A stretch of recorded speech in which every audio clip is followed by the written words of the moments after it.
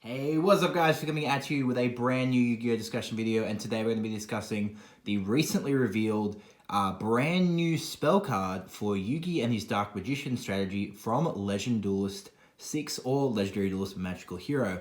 So, quickly before we get into the video, I want to mention that they did announce a new spell for Jaden and Yusei, as well as a new monster for Yuma. So if you guys want to go check those out, there are lots of links up on the line, but I did get this from Italian Yu-Gi-Oh! And they did have links for those as well. But we're only going to talk about Dark Magician card in this video, as I'm not too excited about heroes or what they're doing for Yusei and of course Yuma. But they are pretty cool what they're doing, so definitely go check those out after this.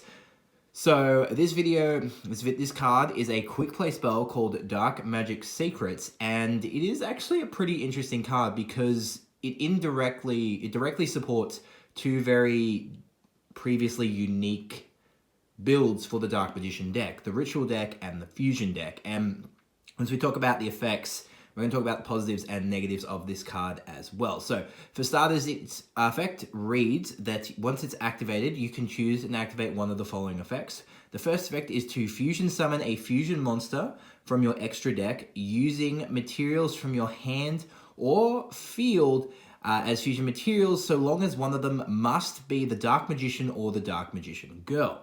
Its second effect is for you to ritual summon a ritual monster using materials from your hand or field, one of which must be either the Dark Magician or the Dark Magician Girl, whose combined levels are equal to or greater, thankfully, than the level of the ritual monster. So obviously with archetype ritual spells before, we've seen that particularly with Necros, so we're laying against Necros a lot lately, that they have to exactly equal, but it's nice that they don't have to.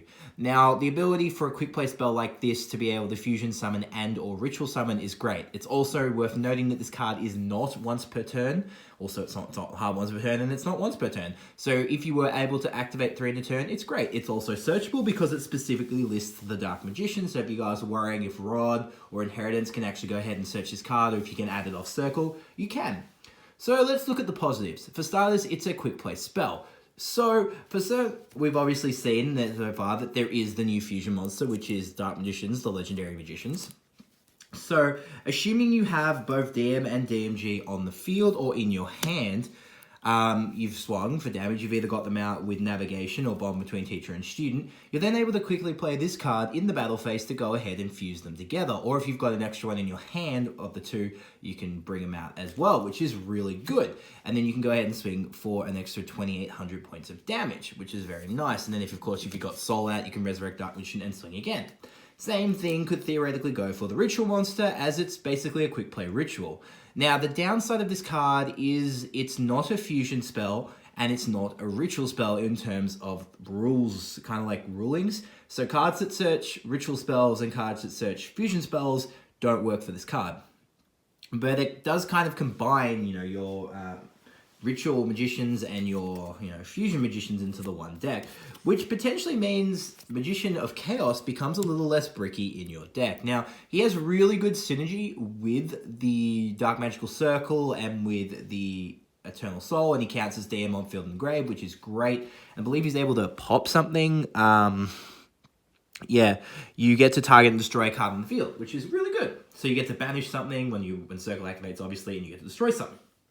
Now, the downsides I see for this card is obviously people are saying this is an immediate replacement for the Eye of Timaeus. Now, the Eye of Timaeus does still have its advantages. So the biggest downside I see with this particular card is that you do need to have all the materials ready to go. So if you're summoning out Dark Paladin, you need to have Buster Blader. If you're summoning out for some reason Dark Flare Knight, you need the Flame Swordsman.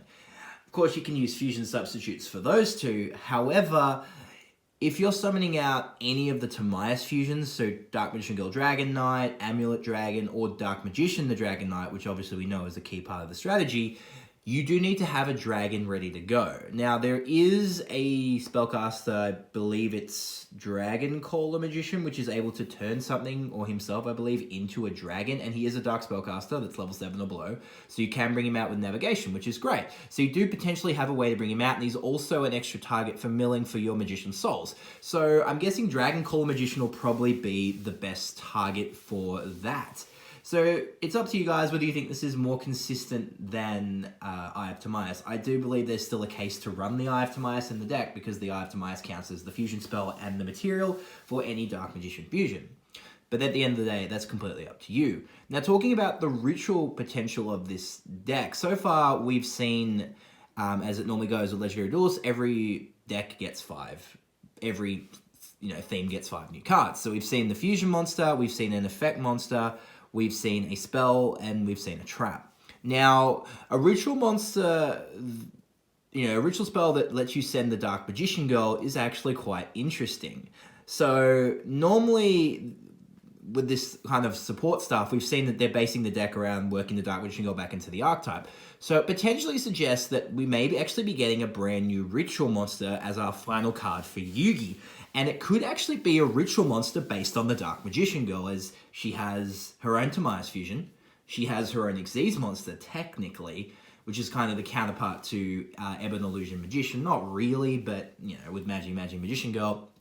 So it begs the question, could we get a Dark Magician Girl ritual monster? And if you do, what would you think? I mean, most of the Dark Magician's key cards or alternate forms of the Dark Magician do have a Dark Magician Girl counterpart, with the exception of Magician of Black Chaos. You've got Mana for Mahad, you've obviously got Dark Magician Girl for Dark Magician Girl Dragon Knight for Dark Magician, Toon Dark Magician Girl and Toon DM are things, even though that was kind of done in the reverse. So do you think it's possible for a Dark Magician Girl ritual monster to actually exist? Let me know in the comments below. And do you think this card will actually see play in some more competitive variants? And we could see the Magician of Chaos actually be seen in a lot more casual Dark Magician decks that focus around the fusions. Now, I know the main reason of this card is to make it easier to go ahead and summon out, of course, the Magicians, the Legendary Magicians, or the Dark Magicians, the Ultimate Wizards. As I mentioned in the previous video I did talking about those, I was a little bit annoyed about how potentially difficult it was to summon the fusion monster. And of course, I've had new revelations about the fusion monster, being that I wish it could be a contact fusion.